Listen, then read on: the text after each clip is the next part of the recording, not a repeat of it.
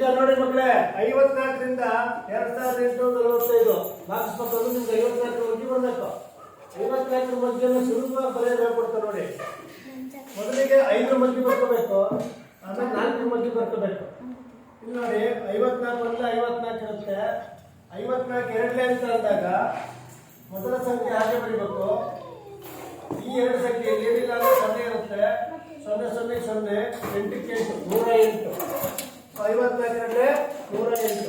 ಹಾಗೆ 54 ಮೂರನೇ ಅಂತ ಅಂದಾಗ ಮಧ್ಯದ ಸಂಖ್ಯೆಗಳು 5 ಮತ್ತು 1 ಕೂಡಬೇಕು 6. ಮೊದಲ ಸಂಖ್ಯೆ ಕೊನೆಯ ಸಂಖ್ಯೆ ಹಾಗೆ 167. ಇಲ್ಲೂ ಹಾಗೆ ಇದೆ ನೋಡಿ 216. ಹೌದಾ?